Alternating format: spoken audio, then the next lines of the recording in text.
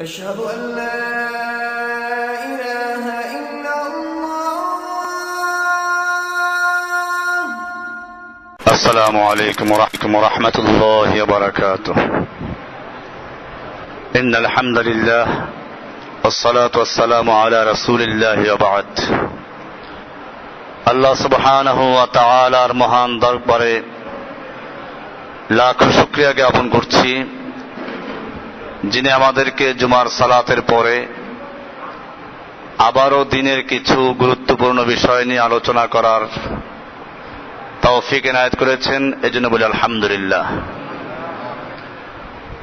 আমরা এদেশের জন্য, এ ভূখণ্ডের জন্য আমাদের যে বড় দায়িত্ব, সেটা হচ্ছে মানুষের কাছে তাওহীদের দাওয়াতকে প্রচার করা, পৌঁছে দেওয়া। কোরআনুল কারীমে এই দায়িত্ব প্রত্যেকটা উম্মাহকে দেওয়া হয়েছে, প্রত্যেকটা মানুষকে দেওয়া হয়েছে, মুসলিমকে দেওয়া হয়েছে। এই যে আমলটা, এটাকে আমরা হাদিসের পরিভাষা থেকে আমলে ইহতিসাবি হিসাবে বা আল হিসবা হিসাবে নাম দিয়ে থাকি। আমাদের এই দাওয়াতি কার্যক্রম যাতে করে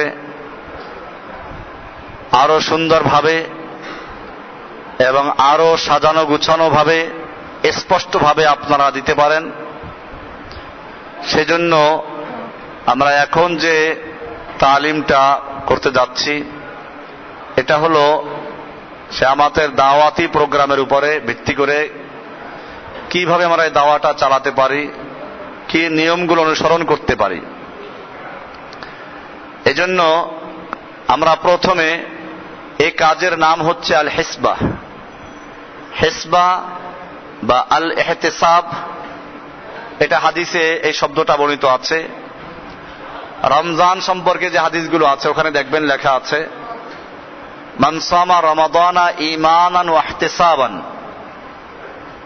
ইহতিসাব, যে ব্যক্তি রমজানে রোজা রাখলো ঈমানের সঙ্গে, ওয়া ইহতিসাবান, এবং ইহতিসাব মানে সওয়াবের উদ্দেশ্যে, গুফিরা লাহু মা তাকদ্দামা মিন যামবিহি, তার পিছনের সমস্ত গুনাহগুলো ক্ষমা করে দেওয়া হয়। তো ওখানে ইহতিসাব শব্দটা উল্লেখ করা হয়েছে। এরকম কোরআনেরও আয়াত থেকে এ শব্দটা নেওয়া হয়েছে। ইহতিসাবের অর্থ হচ্ছে সৎ কাজের আদেশ অসৎ কাজ থেকে নিষেধ করার মাধ্যমে আল্লাহর কাছে সওয়াবের আশা করা। তাহলে আল্লাহর কাছে সওয়াবের উদ্দেশ্যে, আল্লাহকে সন্তুষ্ট করার জন্য, আল্লাহর কাছে বিনিময় পাওয়ার জন্য, দ্বীনের জন্য যে স্বেচ্ছাশ্রম দেওয়া হয়, এটার নাম হচ্ছে আল হিসবা বা আল আমালুল ইহতিসাবি, ইহতিসাব। এটার গুরুত্ব অনেক। আমরা প্রথমে এটার আহমিয়াত বা গুরুত্ব নিয়ে আলোচনা করব। প্রথমত এটার গুরুত্ব এই যে এটা আল্লাহর আহ্বানে সাড়া দেওয়া। কার আহ্বানে? আল্লাহ তাআলা আহ্বান করেছেন। এই আমল করার মাধ্যমে আমরা আল্লাহর সে আহ্বানে সাড়া দিচ্ছি। কোরআনের আয়াত হচ্ছে, ওয়ালতাকুম মিনকুম উম্মাতুন ইয়াদউনা ইলাল খাইর। ওয়ালতাকুম মিনকুম, তোমাদের থেকে একদল মানুষ, একটা উম্মাহ এরকম হওয়া উচিত, ইয়াদউনা ইলাল খাইর, যারা মানুষকে সৎ পথের দিকে আহ্বান করবে। ওয়া ইয়ামুরুনা বিল মারুফ, তারা মঙ্গলের দিকে মানুষকে আহ্বান করবে। ওয়া ইয়ামুরুনা বিল মারুফ, এবং সৎ কাজের আদেশ করবে। ওয়া ইয়ানহাউনা আনিল মুনকার, এবং তারা অন্যায় কাজ থেকে বাধা প্রদান করবে, নিষেধ করবে। উলাইকা হুমুল মুফলিহুন, এবং এরাই হচ্ছে সফলকাম, এরাই হচ্ছে সফলকাম। তো এখানে আল্লাহ সুবহানাহু ওয়া তাআলা আমাদেরকে আহ্বান জানালেন যে তোমাদের মধ্যে এমন একদল মানুষ হওয়া উচিত যারা এই কাজগুলো করবে। এখন আমরা যদি এই কাজ করা শুরু করি, এই কাজের সঙ্গে নিজেকে সম্পৃক্ত করি, তাহলে বুঝতে হবে আল্লাহ তাআলার সেই ডাকে আমরা সাড়া দিলাম। এটা একটা গুরুত্বপূর্ণ বিষয় যে আল্লাহর আহ্বানে, আল্লাহর ডাকে আমরা সাড়া দিলাম। দ্বিতীয় হলো এটা আল্লাহর রাসূলের আহ্বানেও সাড়া দেওয়া, আল্লাহর রাসূলের আহ্বানেও সাড়া দেওয়া।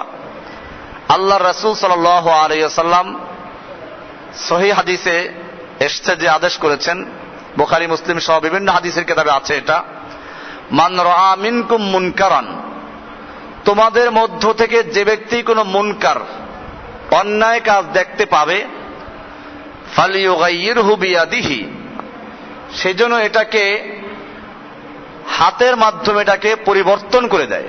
ইউগাইয়িরহু, পরিবর্তন করে দেয়, এটাকে যেন প্রত্যাহত করে, বিয়াদিহি, হাতের দ্বারা, তার মানে শক্তি প্রয়োগে। ফাইল্লাম ইয়াস্তাতি, যদি শক্তি প্রয়োগ করার ক্ষমতা না থাকে, শক্তি প্রয়োগ করা সম্ভব না, তাহলে ফাবিলিসানিহি, তাহলে ওই অন্যায় কাজটাকে প্রতিহত করবে কিসের মাধ্যমে? লিসানিহি, মুখের মাধ্যমে, মুখে প্রতিবাদ করে অথবা বুঝিয়ে মুখের মাধ্যমে এটাকে প্রতিহত করতে হবে।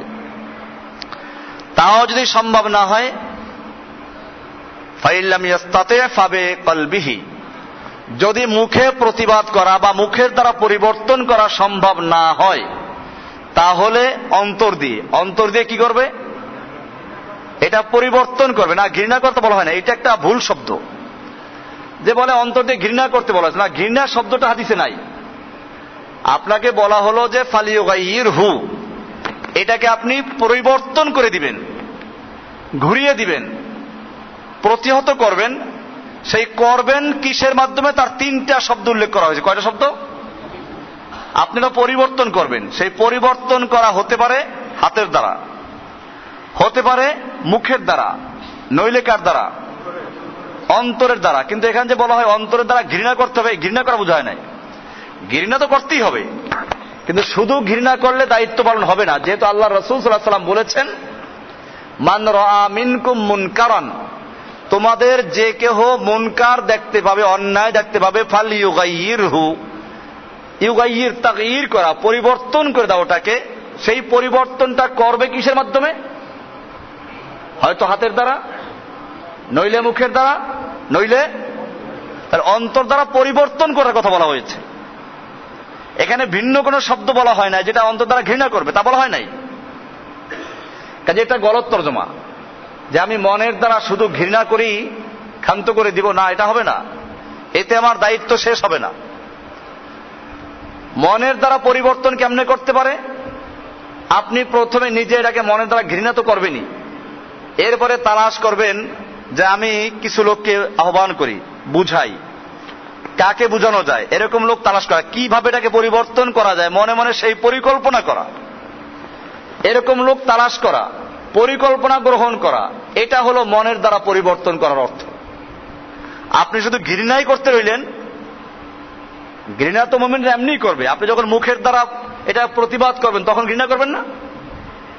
মুখের দ্বারা প্রতিবাদ করার সময় তো ঘৃণা করতে হবে, হাতের দ্বারা পরিবর্তন করার সময় ঘৃণা করতে হবে। এরকম মনে মনে যখন পরিবর্তন করবেন তখনও ঘৃণা করতে হবে। কিন্তু শুধু ঘৃণা করলেই দায়িত্ব আদায় হবে না, বরং মনের দ্বারা এটাকে পরিকল্পনা করতে হবে যে কিভাবে এই অন্যায়টাকে, এখন আমার মুখের দ্বারা প্রতিবাদ করার ক্ষমতাও নাই, শক্তি প্রয়োগ করার ক্ষমতা আমার নেই, তাহলে আমি কি করতে পারি? পরিকল্পনা করতে পারি। আমি সমমনা লোকদেরকে তালাশ করি, আমি কৌশলে দাওয়াত দিতে পারি। এইভাবে যেভাবে সুবিধা সেইভাবে কৌশল তালাশ করা নাম হচ্ছে মনে মনে পরিবর্তন করে দেওয়া। তাহলে এটা আল্লাহর রাসূলেরও একটা আহ্বান সাল্লাল্লাহু আলাইহি ওয়াসাল্লাম, যে অন্যায় দেখলে তাকে প্রতিবাদ করতে হবে। এখন যদি একদল মানুষ এই কাজের জন্য তৈরি হয়ে যায়, তারা যেন আল্লাহর রাসূল সাল্লাল্লাহু আলাইহি ওয়াসাল্লামের সেই আহ্বানে সাড়া দিল। এটা একটা গুরুত্বপূর্ণ বিষয়। তৃতীয়ত, 3 নম্বর বিষয়, এটা গুরুত্ব যে এটা এই উম্মতের সবচেয়ে বড় যে গুণ উল্লেখ করা হয়েছে, যে কারণে এই উম্মতকে সবচেয়ে উত্তম জাতি বলে আখ্যায়িত করা হয়েছে কোরআনে, সেটা হচ্ছে এই কাজ, সৎ কাজের আদেশ, অসৎ কাজ থেকে নিষেধ করা। কোরআনুল কারীম আল্লাহ সুবহানাহু ওয়া তাআলা বলছেন, কুনতুম খায়রা উম্মাতিন উখরিজাত লিন-নাস তা'মুরুনা বিল মা'রুফ ওয়া তানহাউনা আনিল মুনকার ওয়া তু'মিনুনা বিল্লাহ। প্রত্যেকটা শব্দ গুরুত্বপূর্ণ এখানে। কুনতুম খায়রা উম্মাতিন, তোমরা সর্বোত্তম উম্মাহ, জাতি। এই উম্মাহ বলতে একটা দল হওয়া জরুরি না, দল তো হওয়া ভালো, কিন্তু দল পাওয়া গেল না, তাহলে আপনি কি করবেন? আপনি একাই দাঁড়িয়ে যান, একাই কাজ করতে থাকেন, কারণ একাও উম্মাহ হতে পারে। ইব্রাহিম আলাইহিস সালাতু ওয়াস সালাম সম্পর্কে আল্লাহ তাআলা কোরআনে বলেছেন, ইন্না ইব্রাহিমা কানা উম্মাতান কানিতা। ইব্রাহিম আলাইহিস সালাতু ওয়াস সালাম সম্পর্কে বলছেন কানা উম্মাতান কানিতা, ইব্রাহিম উম্মাতুন কানিতা ছিল, আল্লাহর আনুগত্য উম্মাহ ছিল। তো উম্মাহ তো আসলে দলকে বোঝানো হয়, তো উনি তো একজন ব্যক্তি, ব্যক্তিকে উম্মাহ বলা হলো কিভাবে? যেহেতু ওই সমাজে একদিকে শিরিক এবং কুফর ছিল, আর একদিকে হকের পক্ষে ইব্রাহিম আলাইহিস সালাম একা ছিলেন। যেহেতু একা, কিয়ামত পর্যন্ত যত মানুষ তাওহীদের দাওয়াত দিবে, তাওহীদের পক্ষে কাজ করবে, সৎ কাজের আদেশ করবে, অসৎ কাজে নিষেধ করবে, এই সমস্ত লোকদের প্রতিনিধিত্ব করছেন একা ইব্রাহিম আলাইহিস সালাম। এই জন্য আল্লাহ তাআলা তাকে একজনকে আখ্যায়িত করেছেন উম্মাহ বলে। সুতরাং যদি কোনো সমাজে, কোনো এলাকায়, কোনো স্থানে আপনার পক্ষে কোনো লোক নেই, আপনি একা, তারপরও আপনি দাঁড়িয়ে যাবেন। সেজন্য বলা হয়েছে কুনতুম খায়রা উম্মাতিন, তোমরা সর্বোত্তম উম্মাহ, সর্বোত্তম জাতি। উখরিজাত লিন-নাস, তোমাদেরকে বের করা হয়েছে মানুষের কল্যাণের জন্য। লিন-নাস, লি এটা নাফা, মানুষের কল্যাণের জন্য। তোমাদের কাজ হবে কি?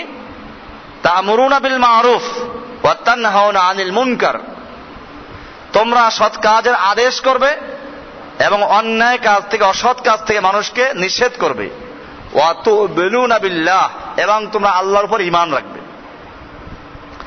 তাহলে বোঝা গেল যে এই যে ইহতিসাব, আল আমালুল ইহতিসাব ইয়াল হিসবা আমরা যেটাকে নাম দিয়েছি, এটা এই উম্মতের সর্বোত্তম উম্মাহ হওয়ার একটা বড় কারণ। এরপরে মুমিনরা অন্যান্য লোকদের থেকে যে কারণে আলাদা, তার মধ্যে সর্বপ্রধান বৈশিষ্ট্য হচ্ছে এই আমরু বিল মারুফ নাহি আনিল মুনকার।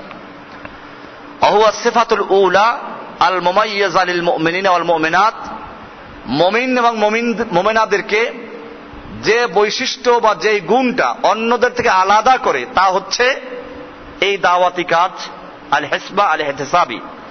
কোরআন বলছে ওয়াল মুমিনুনা ওয়াল মুমিনাত বা'দুহুম আউলিয়াউ বা'দ, মুমিন এবং মুমিনাতরা, মুমিন পুরুষগণ, মুমিন স্ত্রীগণ, এরা পরস্পরে বা'দুহুম আউলিয়াউ বা'দ, একে অপরের আউলিয়া, অভিভাবক, মুরব্বী, বন্ধু।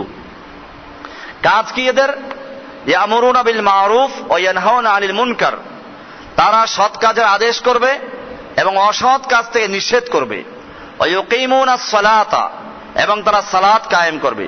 ওয়া ইউতুনাজ যাকাতা, যাকাত আদায় করবে। ওয়া ইউতিউনা আল্লাহ ওয়া রাসূলা, এবং তারা আল্লাহ এবং আল্লাহর রাসূলের আনুগত্য করবে। এখানেও দেখা গেল যে যে কয়টা বৈশিষ্ট্য উল্লেখ করা হয়েছে, তার মধ্যে প্রথম উল্লেখ করা হলো যে তারা সৎ কাজের আদেশ করবে, অসৎ কাজ থেকে নিষেধ করবে। এমনি ভাবে ইসলামের হেফাজতের জন্য ওয়াহুয়া মিন আযমে আল আসবাব ফি হিফজিদ দ্বীন ওয়া সাউনিহি ওয়াল ইবকা আলাল আমল বিহ, দ্বীন হেফাজত করা, দ্বীনকে প্রতিষ্ঠিত রাখা, এটা নির্ভর করবে এটার উপরে, আমর বিল মারুফের উপরে, নাহি আনিল মুনকারের উপরে। ওয়াহুয়া মিন আযমিল আসবাব লিনাজাতিল আফরাদ ওয়াল মুজতামাআত, এই দাওয়াতি কার্যক্রম, দাওয়াতটাই হচ্ছে ব্যক্তি এবং পরিবার, সমাজের সফলতার একমাত্র মাধ্যম। কোরআন বলছে ফালাম্মা নাসু মা যুক্কিরু বিহ আনজাইনাল্লাযীনা ইয়ানহাউনা আনিস সু ওয়া আখাযনাল্লাযীনা যালামু বিআযাবিন বাঈসিন বিমা কানু ইয়াফসুকুন। ফালাম্মা নাসু মা যুক্কিরু বিহ, তাদেরকে যে বিষয়ে আল্লাহর পক্ষ থেকে সাবধান করা হয়েছিল, উপদেশ দেওয়া হয়েছিল, সেগুলো ভুলে গেল। আনজাইনাল্লাযীনা ইয়ানহাউনা আনিস সু, যারা অসৎ কাজ থেকে অন্যায় থেকে বারণ করত তাদেরকে আমি নাজাত দিয়েছি। ওয়া আখাযনাল্লাযীনা যালামু, আর যারা জালিম তাদেরকে আমি পাকড়াও করেছি বিআযাবিন বাঈসিন, মর্মান্তিক শাস্তির মাধ্যমে, বিমা কানু ইয়াফসুকুন, তারা যে অন্যায় করত সে অন্যায়ের কারণে। তাহলে এখানে দেখা যায় যারা সৎ কাজের আদেশ করবে তারা আল্লাহর পাকড়াও থেকে, আল্লাহর গজবের থেকেও মুক্তি পাবে। এটা মুক্তি পাওয়ার একটা মাধ্যম।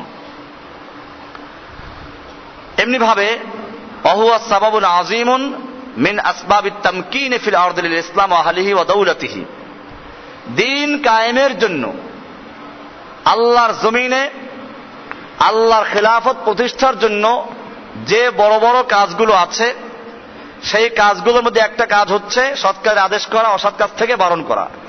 যেমন কোরআনে বলা হয়েছে আল্লাযীনা ইম্মাক্কান্নাহুম ফিল আরদি আকামুস সালাতা ওয়া আতাউয যাকাতা ওয়া আমারু বিল মা'রুফ ওয়া নাহাউ আনিল মুনকার ওয়ালিল্লাহি আকিবাতুল উমুর। আল্লাযীনা ইম্মাক্কান্নাহুম, পূর্বের থেকে আলোচনা চলেছে যে মুমিনদের সম্পর্কে আল্লাহ তাআলা বলছেন যে তারা এমন যে তাদেরকে যদি জমিনে আমি ক্ষমতা দান করি, মাক্কান্নাহুম ফিল আরদ, ক্ষমতা দান করি, তাদের আধিপত্য দেওয়া হয়, তাহলে তারা চারটা কাজ করবে মৌলিকভাবে। তার মধ্যে একটা হচ্ছে আকামুস সালাত, তারা রাষ্ট্রীয়ভাবে সালাত কায়েম করবে, সালাত প্রতিষ্ঠা করবে। ওয়া আতাউয যাকাত, এবং তারা যাকাত আদায় করবে। যাকাত তারা আদায় করবে, তখন যাকাত ঐচ্ছিক কোনো বিষয় থাকবে না যে মনে চাইলে দিব, মনে চাইলে দিব না, যাকাত আদায় করবে তারা।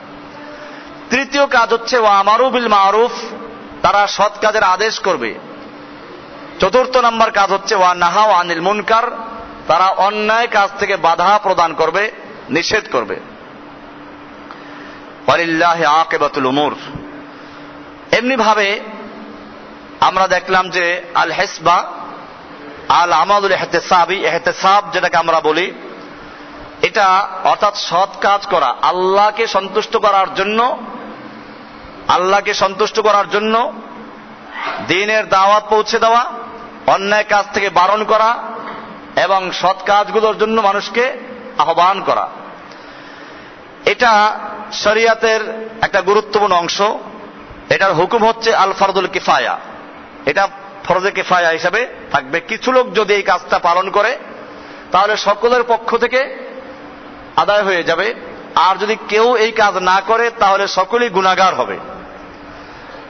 ফরজে কিফায়া ইযা আকামা বিহিল বাদ ওয়া হাসালা বিকিয়ামিহিম বিহিল কিফায়া, কিছু লোক যদি তৈরি হয়ে যায় এবং সেই কিছু লোক এমন পরিমাণ যাদের মাধ্যমে সব জায়গায় দাওয়াত পৌঁছে গেছে, এরকম যদি সম্ভব হয়, ওই পরিমাণ লোক যদি কাজ করতে শুরু করে তখন ফরজে কিফায়ার হক আদায় হবে।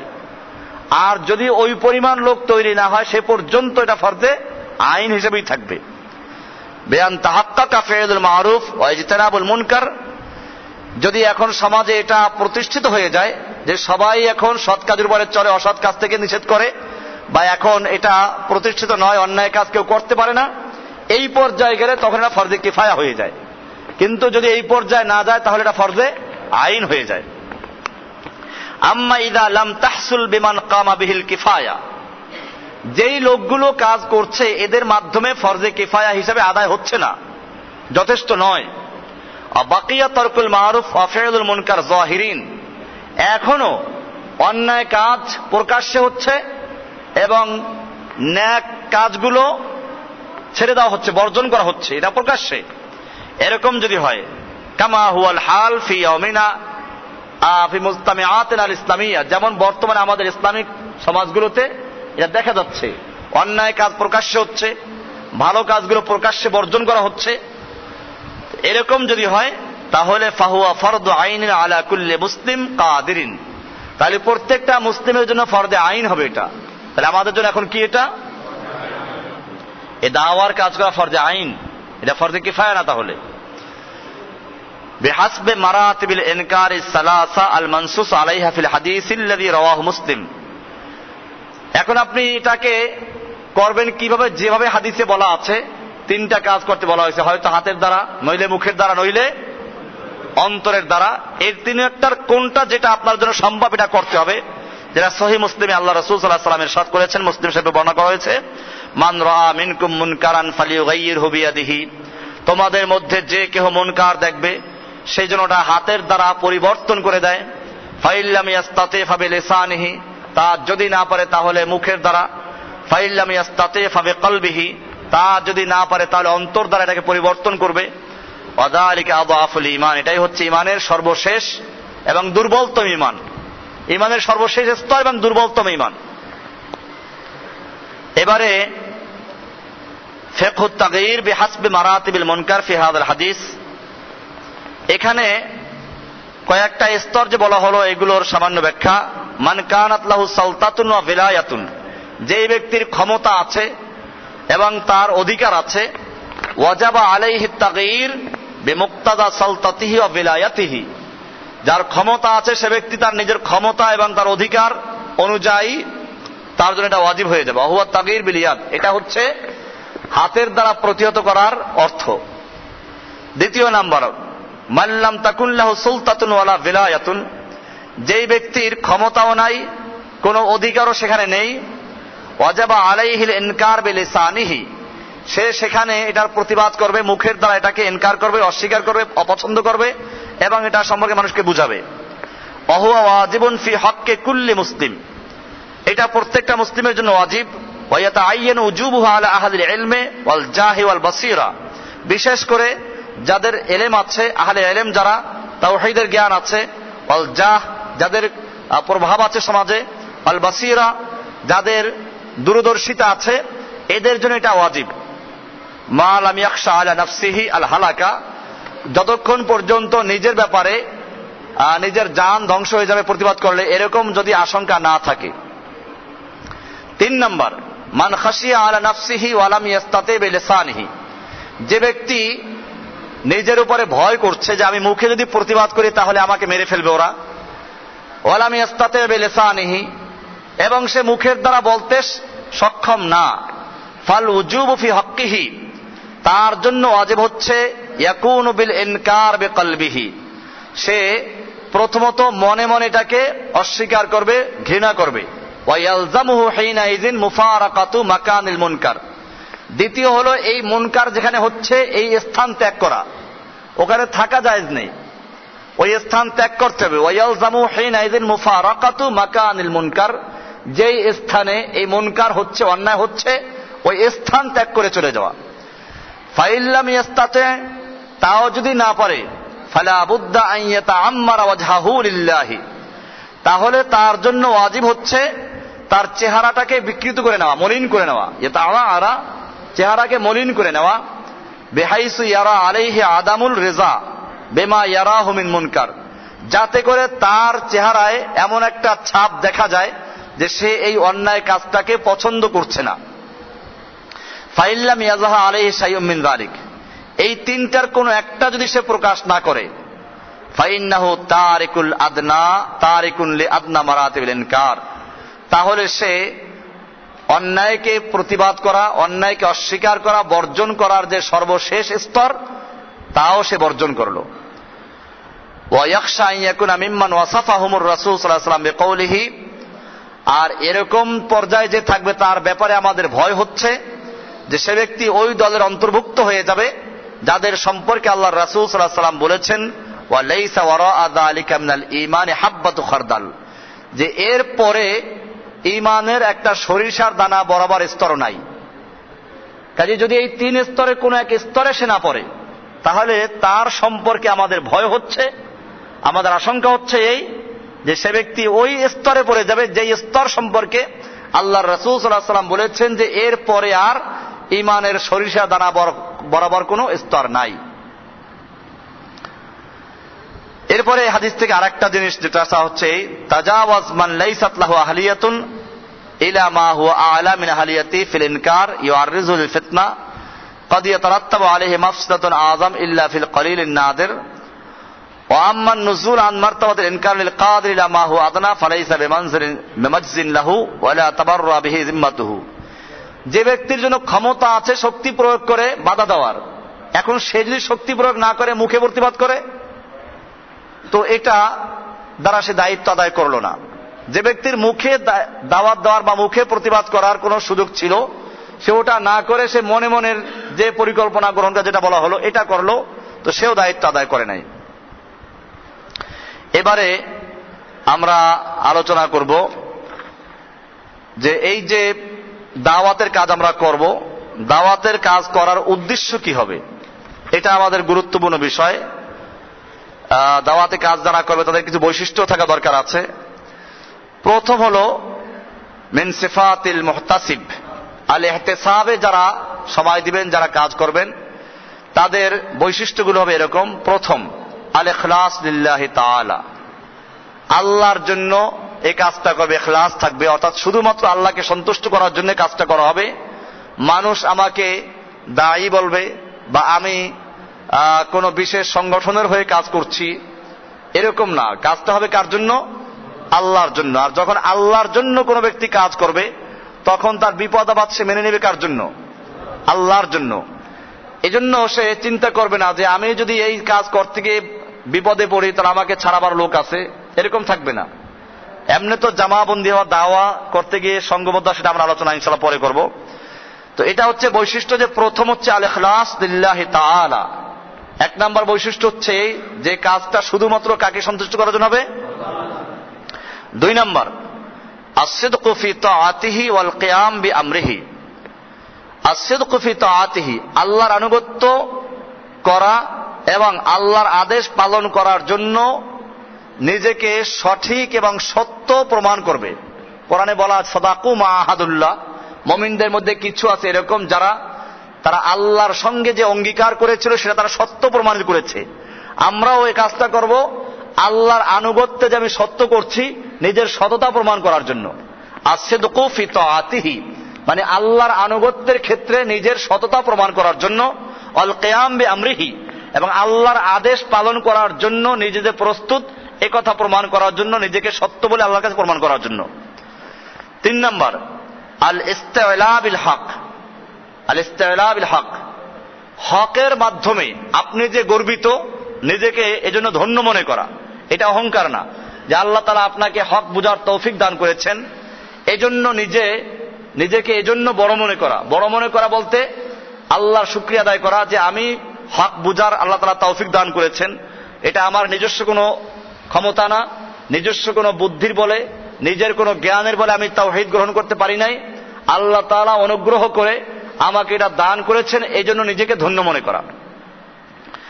চার নাম্বার, as-sabru wal মুসাবারা, সবর করা। এই কাজ করতে গেলে বাধা আসবে, বিভিন্ন কথা আসবে, সেক্ষেত্রে ধৈর্য ধারণ করা এবং অটল থাকা। ধৈর্য মানে এই নয় যে আপনি কি করলেন, একজনের কথা বললে আপনি বাস চুপ থাকলেন, তা না।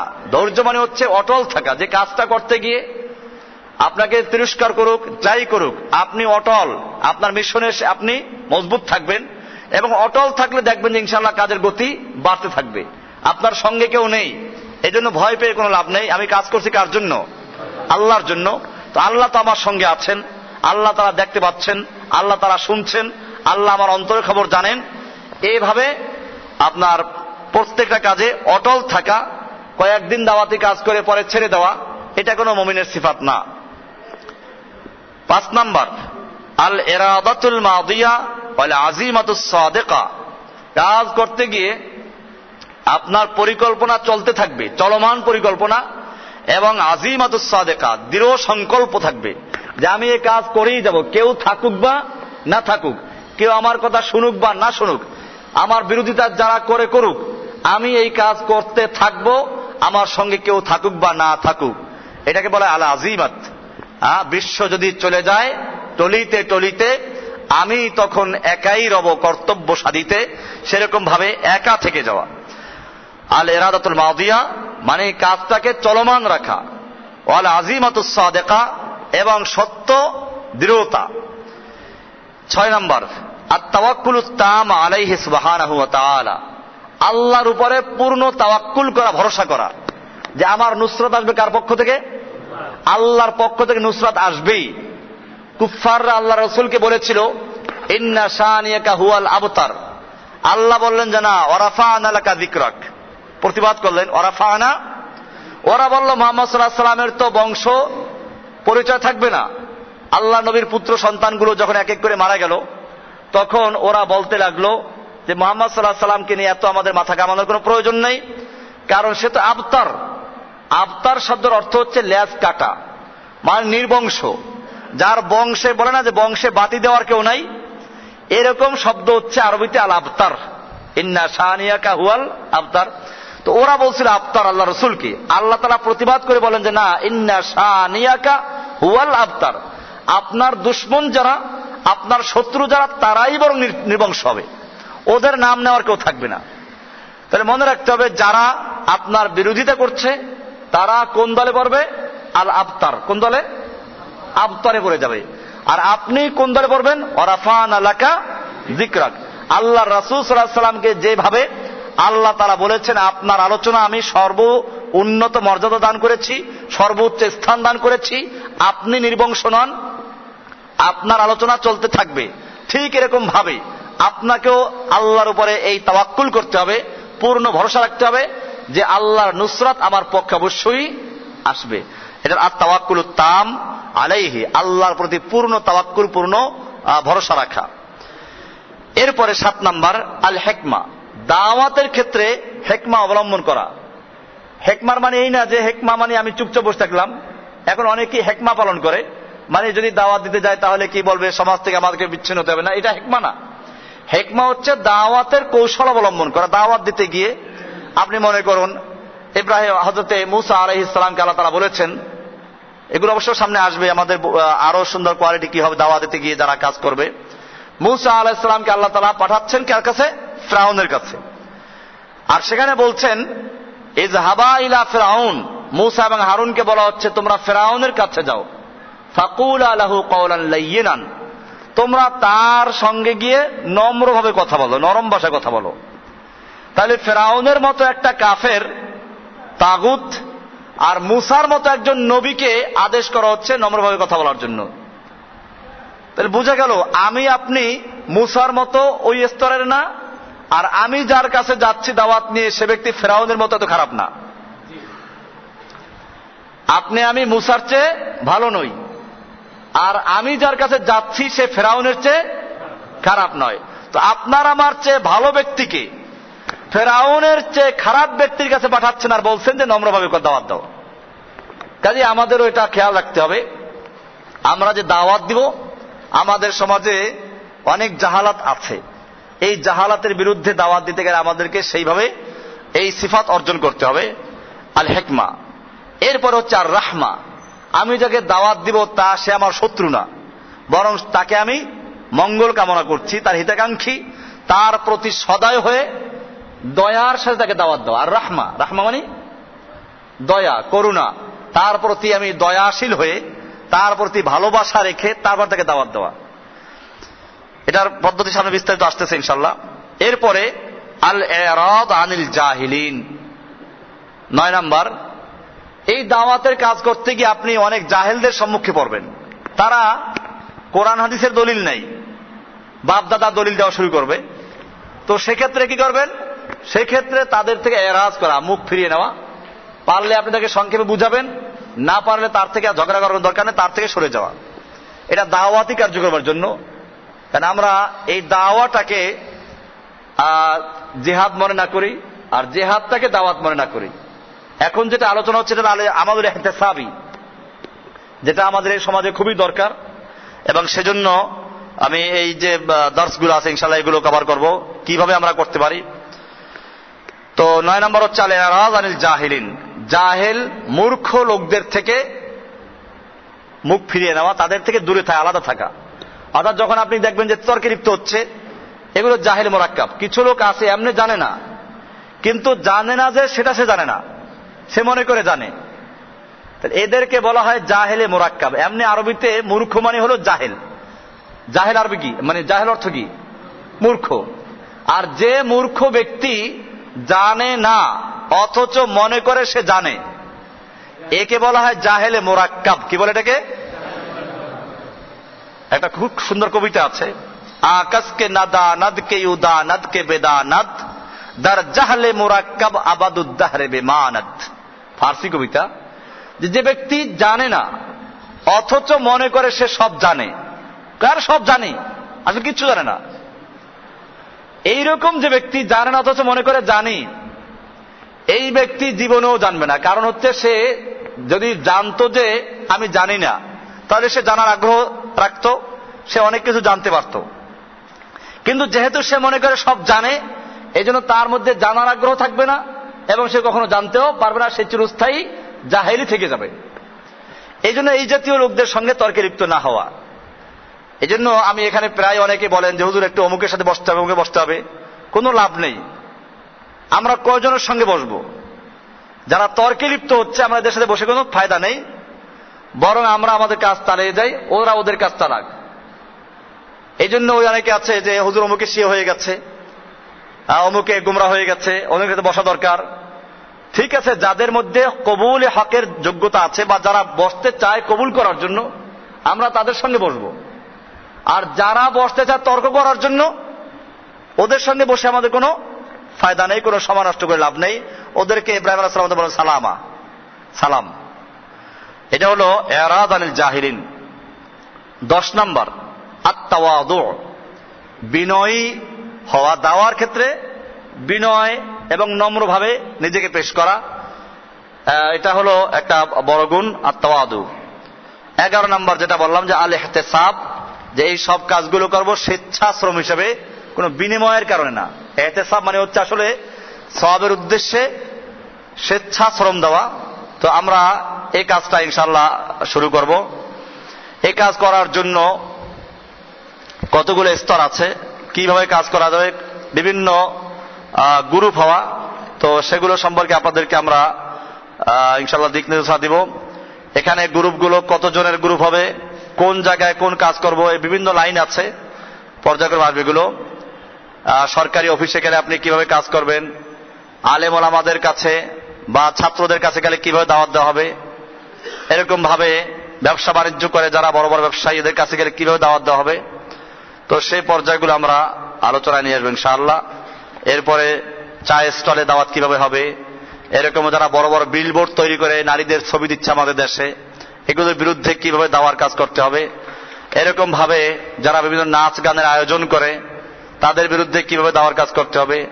এরকম যারা অশ্লীল বিভিন্ন সিডি ভিসিডি বিক্রি করে, যেসব দোকানে গান বাজনা বাজানো হয়, সেগুলোর বিরুদ্ধে আমরা কিভাবে কাজ করব, এই সবগুলোই আমাদের পর্যায়ক্রমে আসবে ইনশাআল্লাহ। তো আমরা নিজেদেরকে এই কাজগুলোর জন্য তৈরি করব। এবং যেটা আছে যে কমপক্ষে 3 জন, অনূর্ধ্ব 5 জন দাওয়াতি কাজে যাওয়া, যেভাবে বলা হচ্ছে এটা সামনে আসবে এগুলো, যে কমপক্ষে 3 জন, 3 জনের একটা জামা হলো।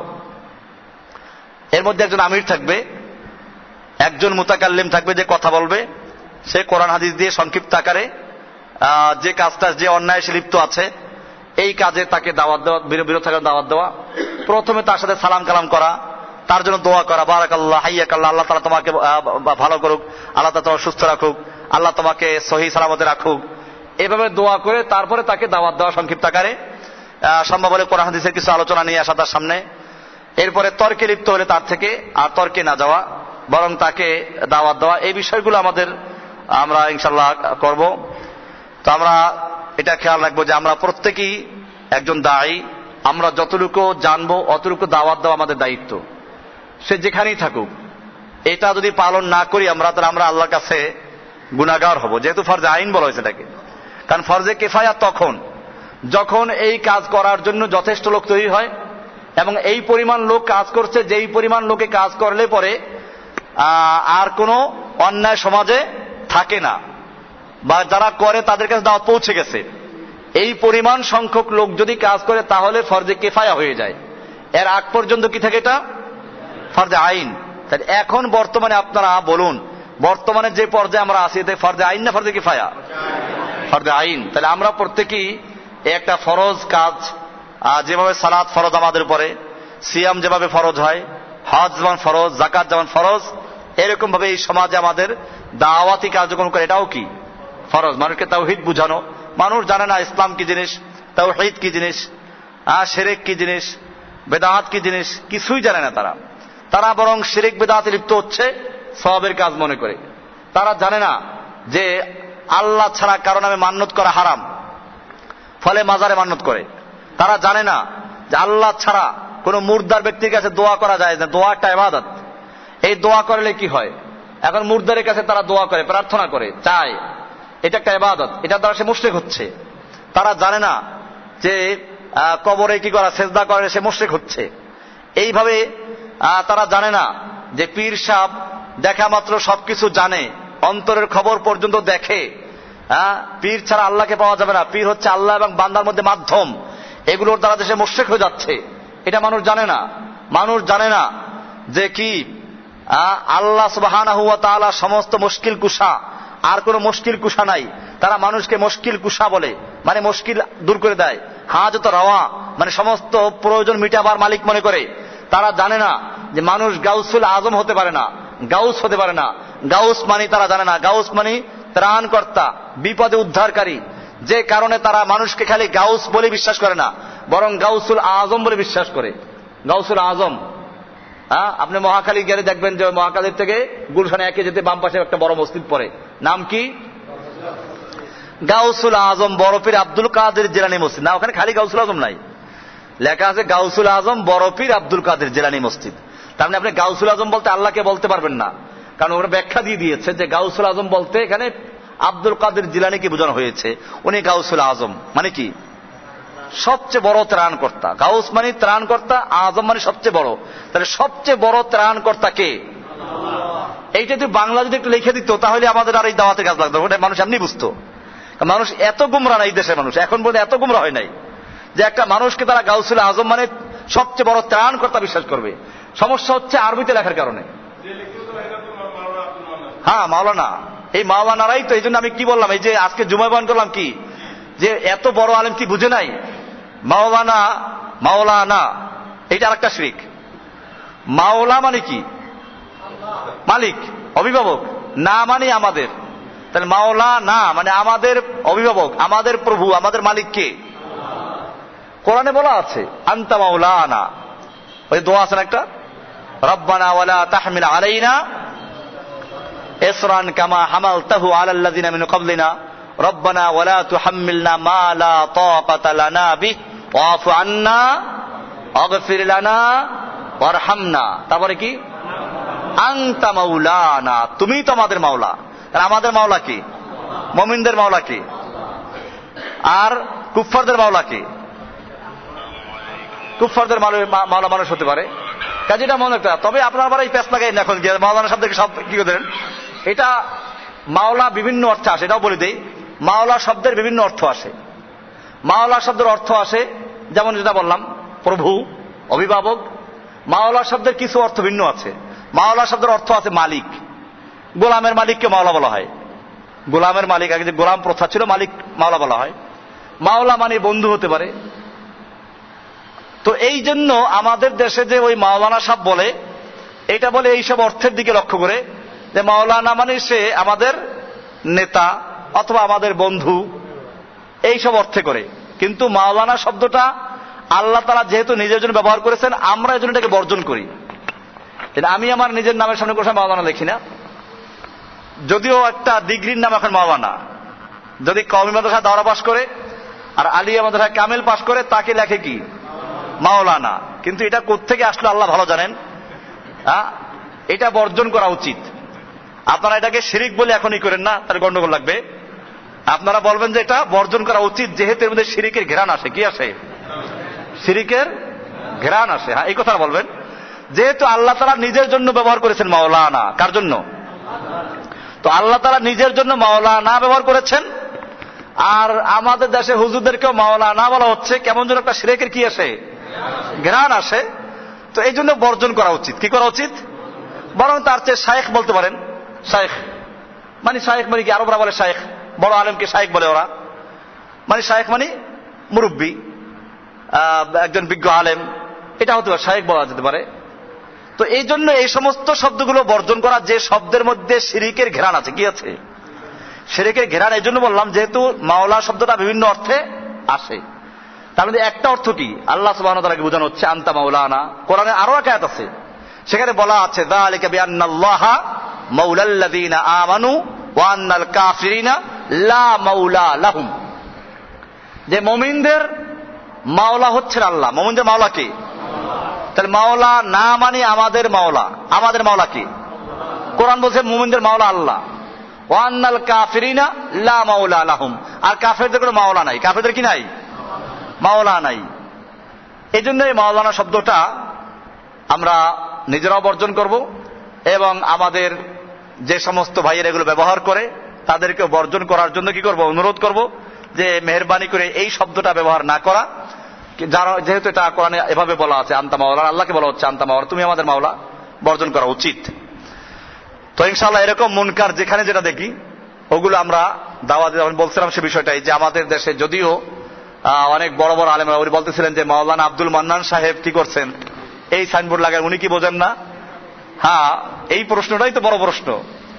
কারণ যুগে যুগে শিরিক আর বেদাতের ভিত্তি স্থাপন করেছে কারা? বড় বড় মাওলানারা। ছোট মাওলানারা করলে কেউ মানবে?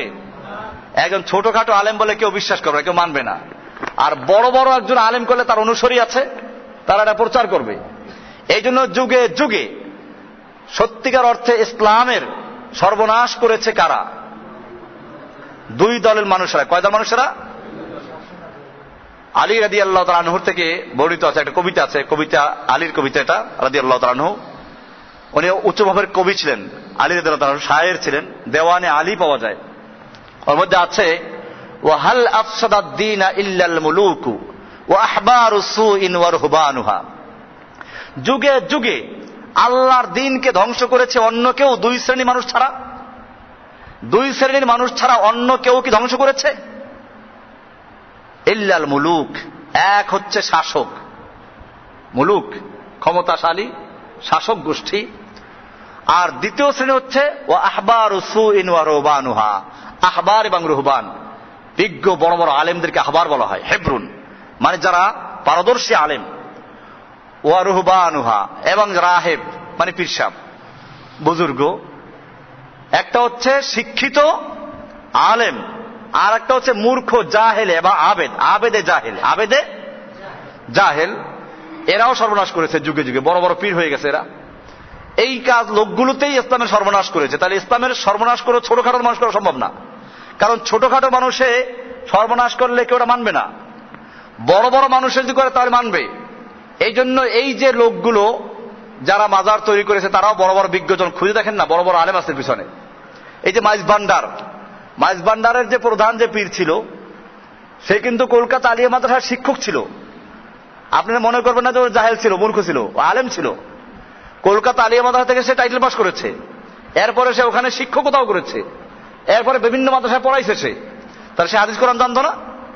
তা সে যে মাজার তৈরি করার জন্য রাস্তা খুলে গেল, গান বাজনা জায়েজ করে গেছে, এই সব যে করে গেল, যে আকামগুলো করে গেছে, তার মতো একজন লোকে করে গেছে বলেই তো এত লোকে মানে। আর যদি ছোটখাটো কেউ করত তাহলে কেউ এটা মানত না। এই জন্য আমাদের খেয়াল রাখতে হবে যে এই যে মুশরিকগুলো এরা পরিষ্কার শিরকে লিপ্ত আছে, এদের ব্যাপারে মানুষকে সাবধান করার দায়িত্ব আমাদের আছে। এই কাজ করতে গেলে বাধা আসবে, সেজন্য এই বৈশিষ্ট্যগুলো যেগুলো আলোচনা করা হলো এগুলো আমরা ইনশাআল্লাহ খেয়াল রাখবো। আল্লাহ সুবহানাহু ওয়া তাআলা আমাদের সকলকে বিষয়গুলোকে বুঝার এবং আমল করার তৌফিক দান করুন। ওয়া সাল্লাল্লাহু তাআলা আলা নবিয়িনা মুহাম্মাদিন ওয়া আলা আলিহি ওয়া সাহবিহি আজমাইন। সুবহানাল্লাহি বিহামদিহি সুবহানাকাল্লাহুম্মা বিহামদিকা আশহাদু আল্লা ইলাহা ইল্লা আনতা আস্তাগফিরুকা ওয়া আতুবু ইলাইক।